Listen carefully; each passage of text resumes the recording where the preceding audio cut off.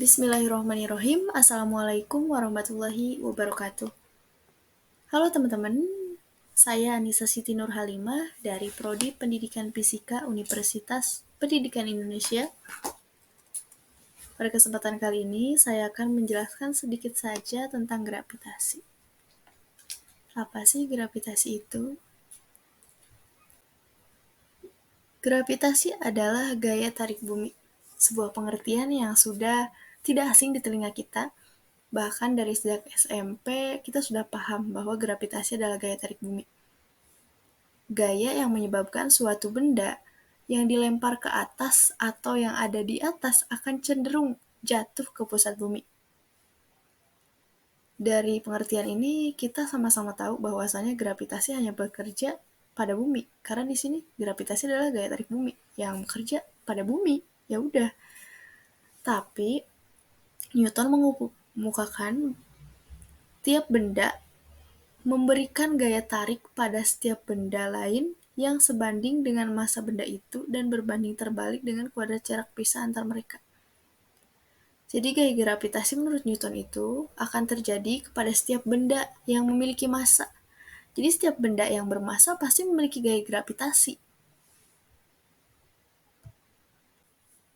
Nah, untuk mempermudah kita dalam memahami hukum gravitasi yang diungkapkan oleh Newton, kita membuat permisalan nih dengan gambar ini, di mana M1 dan M2 yang terpisahkan oleh jarak sebesar R akan menimbulkan gaya tarik-menarik karena kedua benda ini memiliki massa, di mana M1 akan mengalami gaya tarik sebesar F12 yang disebabkan oleh M2.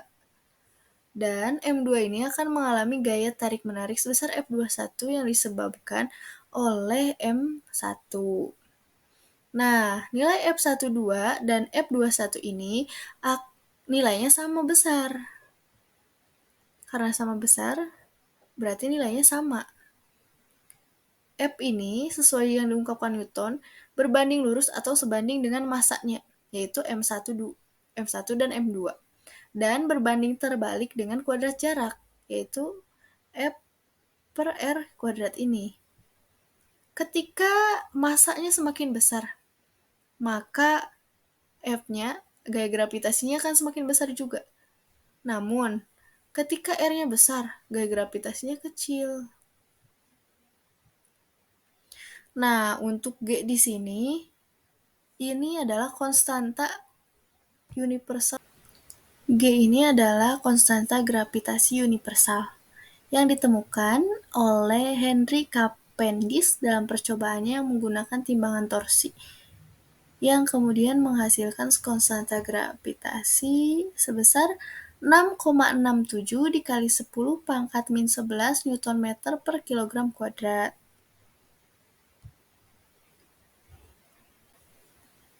Dalam bab ini juga kita akan belajar tentang medan gravitasi. Apa sih medan gravitasi? Medan gravitasi adalah ruang atau daerah di mana partikel bermassa akan merasakan gaya gravitasi. Medan gravitasi disimbolkan dengan G kecil sama dengan F per M.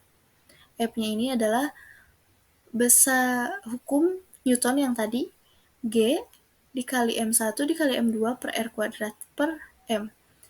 Dikarenakan di atas ada M1, di bawah ada M juga, bisa kita coret nih. M1 dicoret dengan M yang di bawah. Tersisa G sama dengan konstanta gravitasi dikali M per R kuadrat. Selanjutnya,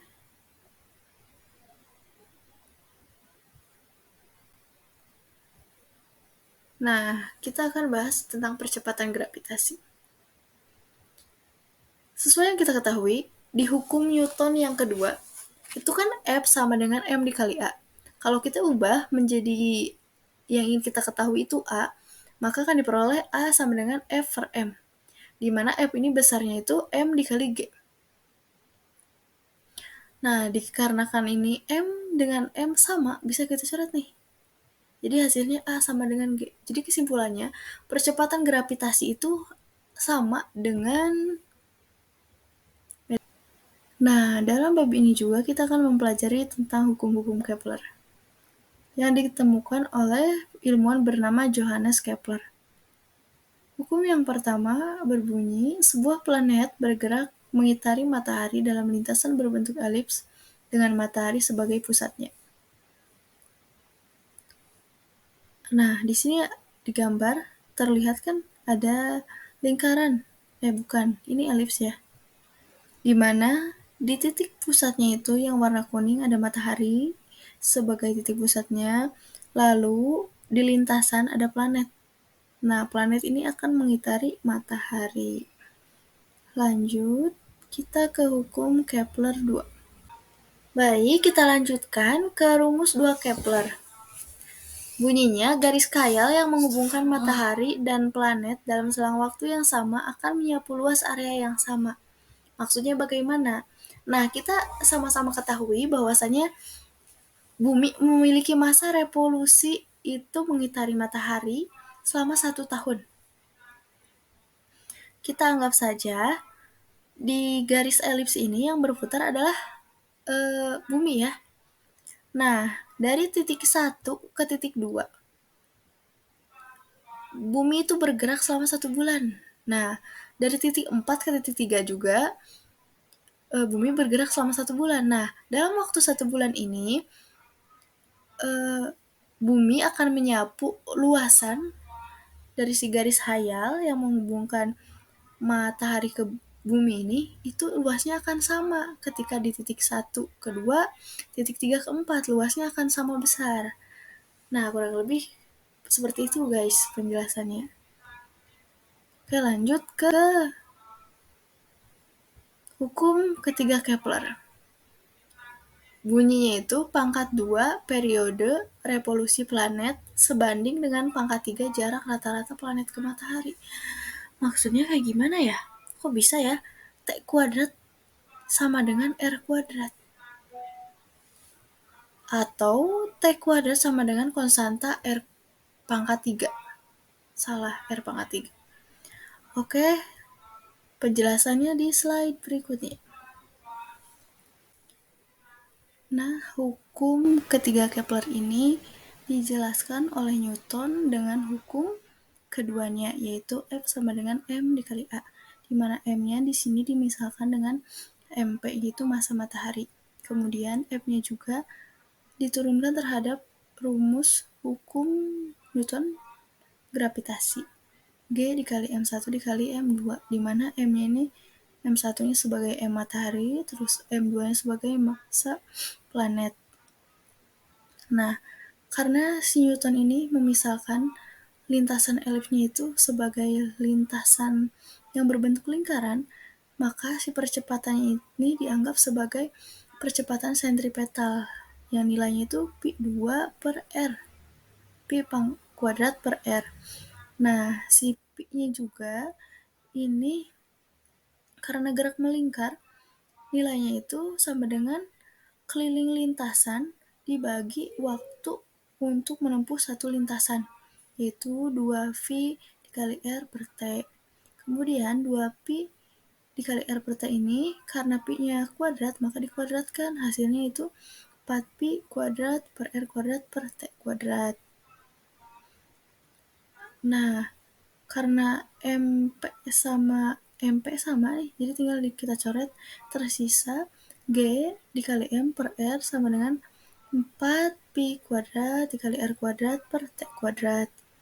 Karena yang kita ingin buktikan itu T2 sama dengan R pangkat 3, T kuadrat sama dengan R pangkat 3, maka kita pindah ruaskan nih. T-nya jadi ke kiri, si GM-nya ini jadi ke bawah, R yang satu di bawah ini jadi pindah ke atas, dikalikan dengan R kuadrat, jadi hasilnya R pangkat 3. Jadi terbukti nih, T kuadrat sama dengan R pangkat 3. Baik, itulah teman-teman yang dapat saya jelaskan. Semoga dapat dipahami, dan apabila ada kekeliruan mohon untuk diingatkan. Terima kasih. Wassalamualaikum warahmatullahi wabarakatuh.